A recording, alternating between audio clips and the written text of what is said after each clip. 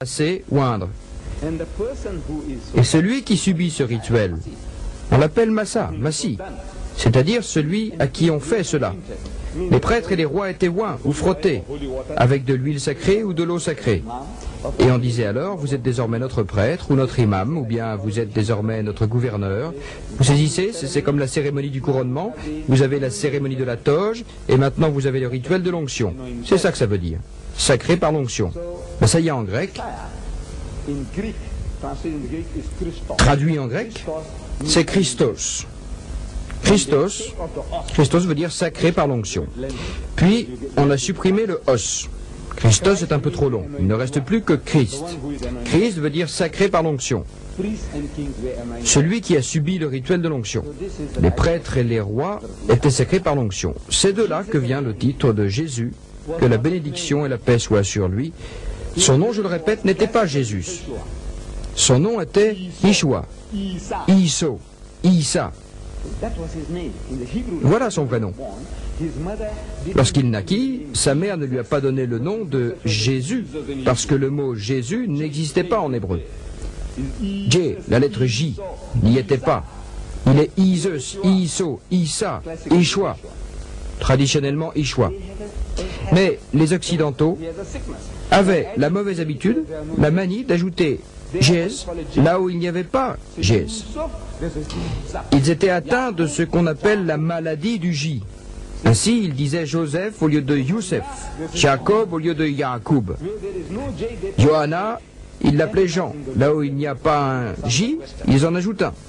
Ils latinisaient les mots, comme s'il s'agissait d'une langue occidentale. C'est une maladie qui frappe pratiquement tous les peuples, mais plus particulièrement les chrétiens. Ils rajoutent Jésus. Au lieu de Yahuwah, les témoins de Jéhovah disent Yahuwah. Ils ajoutent un J là où il n'y en a pas. Partout. Ils font du jaywalking en religion. Dans mon pays, on vous fait payer une amende pour jaywalking. Jaywalking, signifie traverser la rue en dehors des passages pour piétons. Chez nous, il y a des passages pour piétons sur les grandes routes, et si vous traversez partout ailleurs, la police vous arrête et vous fait payer une amende pour jaywalking. Les chrétiens ont commis un jaywalking à propos des noms propres. Partout et sans exception.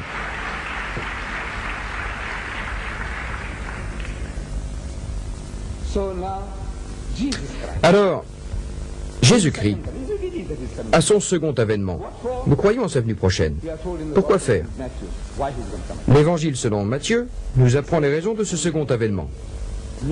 Beaucoup me diront en ce jour-là, quand il reviendra, le jour du second avènement, Seigneur, Seigneur, n'avons-nous pas prophétisé en ton nom, et chassé les démons en ton nom, et accompli des prodiges en ton nom?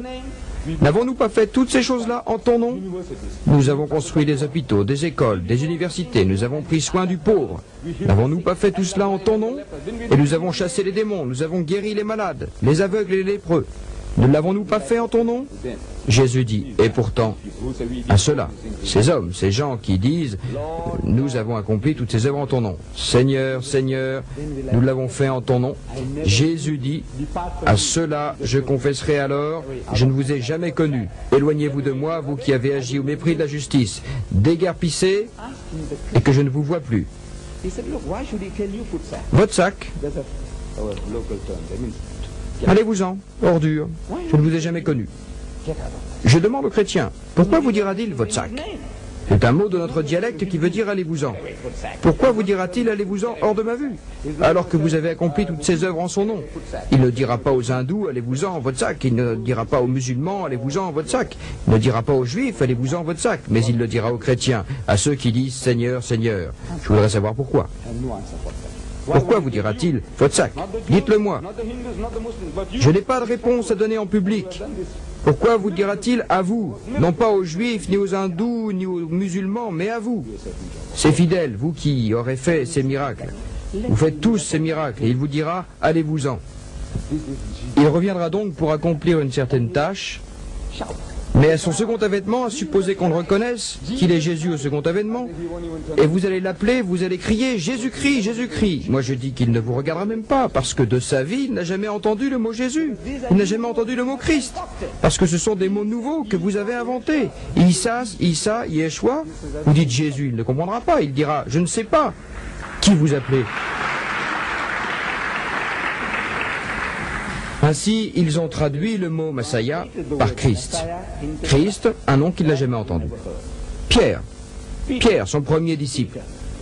Vous savez, avant de s'en aller, il dit, Pierre, fais paître mon troupeau, fais paître mes agneaux, fais paître mes petites brebis.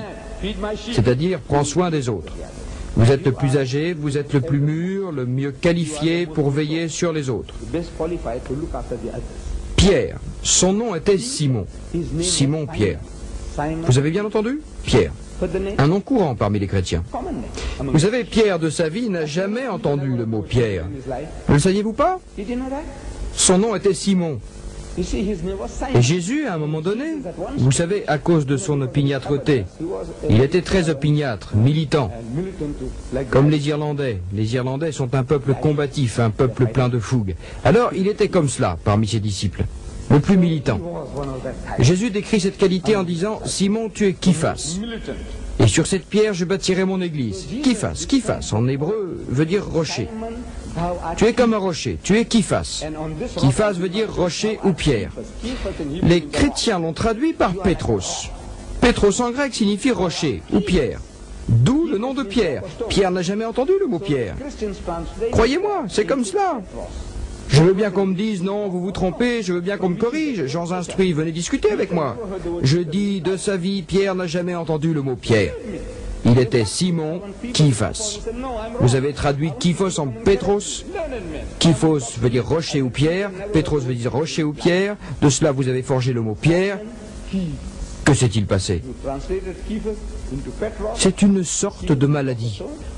Tous les peuples soumis cherchèrent à adapter la phonétique de votre nom à celle des peuples dominateurs. C'est le complexe d'infériorité dont nous souffrons tous. Mon propre peuple, en Afrique du Sud, souffre de la même maladie. Je ne sais rien sur vous ici, vous êtes expatriés, vous êtes tous nouveaux ici, mais je sais que dans une communauté expatriée, comment se comporte une communauté étrangère à mesure que le temps passe. Nous avons Youssef, eh bien, nous allons l'appeler Jean. Nous avons Fatima, nous allons l'appeler Tima. Ça fait occidental. Vous savez, Tima. Ici, on se dit Fatima, vous savez, c'est la fille de Mohamed. Khadija, c'est Dija. Ibrahim, c'est Ibrahim. Abraham. Non. Ceci est le complexe d'infériorité dont nous souffrons tous. Et les chrétiens n'étaient pas à l'abri de cette maladie. Et cela crée des problèmes. Vous traduisez les noms propres. Saul devient Paul. Voyez-vous, si vous êtes chrétien et vous appelez votre fils Saul, on va penser que vous êtes juif. Mais si vous changez Saul en Paul, on croira que c'est un nom grec ou romain. Vous comprenez? Yeshua sonne comme un nom juif, à 100%. Mais Jésus, vous le dénationalisez. Il est dénationalisé. Christ est dénationalisé. Messiah, c'est encore juif. Massie, c'est encore arabe. Alors, nous disons, écoutez, vous avez perdu un nom, Jésus-Christ. Selon le Coran, il dit, et lorsque Jésus, fils de Marie, dit,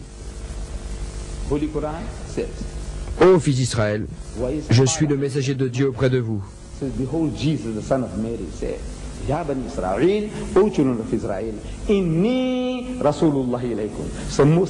viens confirmer ce qui m'a précédé comme Torah.